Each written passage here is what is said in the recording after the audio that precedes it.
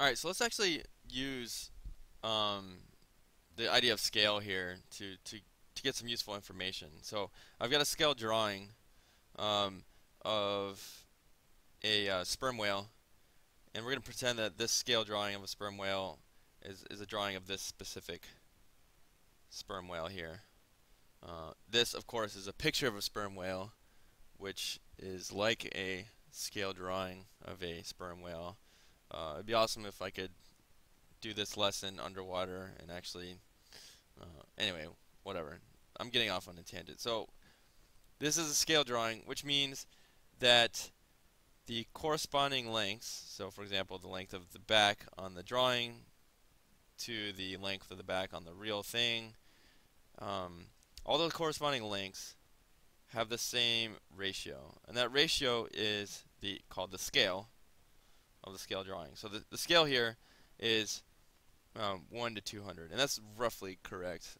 I looked up the typical length of an adult sperm whale, and then kind of estimated the length of this drawing, and it's roughly dealing with reality here. So we have a scale of 1 to 200, and what that means is a length of 1, whatever, on the drawing corresponds to 200 of that whatever. So if I measure something that's 1 centimeter long on the drawing, that's 200 centimeters long on the real object. If I measure something that's 1 inch on the scale drawing, that means the thing that it corresponds to on the real object is 200 inches long. So the scale of 1 to 200. So what I could do is I could actually set up an equation here that uses this information. And this equation will allow us to plug numbers in and get some fun information.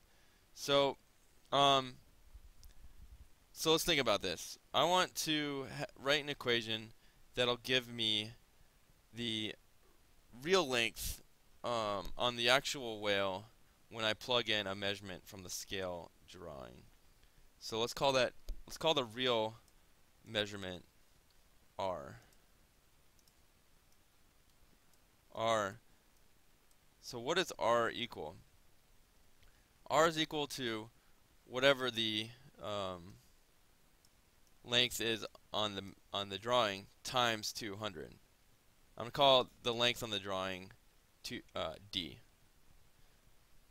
So another way we could have here, maybe we should write it this way first. On the drawing, the length on the drawing, let's say it's 2 centimeters or whatever. The length of the drawing is equal to 1/200th the corresponding length on the real thing. That's what the scale is telling us. A length of 1 on this corresponds to 200 on that.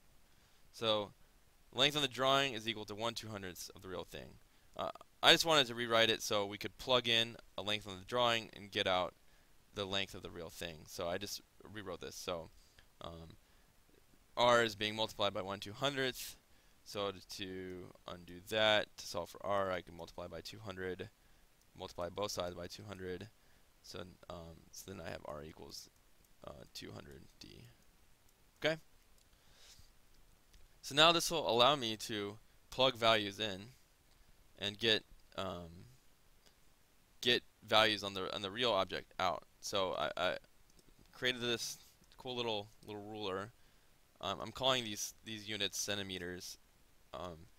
That really doesn't have any meaning because your computer screen might be a different size from my computer screen, so you can't really have something that's centimeters. But pretend that this corresponds to centimeters. Okay. All right. So let's measure some stuff. I don't know. This jaw looks pretty cool. Okay. So the jaw on the scale drawing is roughly let's call that 2 centimeters. 2 centimeters. So let's plug that into our equation. The length on the real whale of the jaw is, so we're going to plug that in for D. D is our measurement on the drawing. Equals 200 times 2. Okay? So the jaw on the real whale is 200 times 2. It's 400 centimeters, or 4 meters. That make sense? Um, let's try another one. Let's see. I wish I could, I wish I had you here in person so I could ask you what you're curious about for this sperm whale. But let me try to read your mind. Let us measure how tall this face thing is. I don't know. I honestly don't know what to call the front of a sperm whale. It's a nose? I don't know. Trying to line this up. Okay. Um, this can be pretty close to 2. Actually, yeah. Let's just measure. Let's just measure the whole length of the sperm whale. A little boring, but it's gonna give us a different number. Okay, so we got 1, 2, 3, 4, 5, 6, 7, 8, 9, 10. Let's say, yeah, roughly 11 centimeters. Okay, so the length of the real whale is equal to 200 times 11, which is what was that? 2200 centimeters. Pretty long. The real whale is pretty long. Right? So you can use the scale to set up a little equation, a little function for yourself, where you can measure things on the scale drawing. Now this is nice because if you don't have access to an ocean and you don't know how to find sperm whales, or if sperm whales are afraid of you or something, you can't get close to one, so you can't actually measure stuff on the real sperm whale.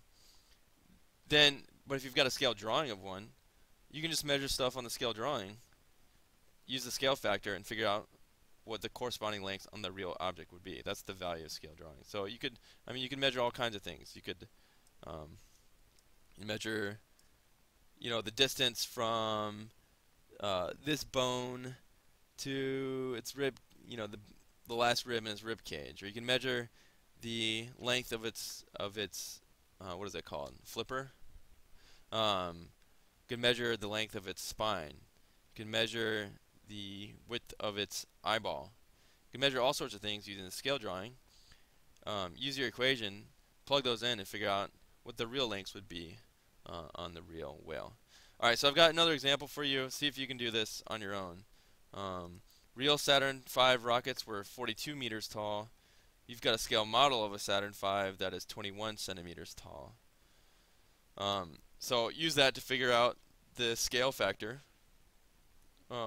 What length corresponds to, on the scale model corresponds to the length on the real Saturn V. Okay, then answer the question, if your scale model has a diameter of 5.05 centimeters, how many centimeters was the diameter of the real Saturn V? So same sort of thing, where you're measuring something on the scale model, and then using the scale factor to find out an actual measurement on the real thing. So see if you can do that. Little warning here. I'm giving this to you in meters and centimeters. Convert those to the same unit first, and life will be a lot easier. All right? Good luck.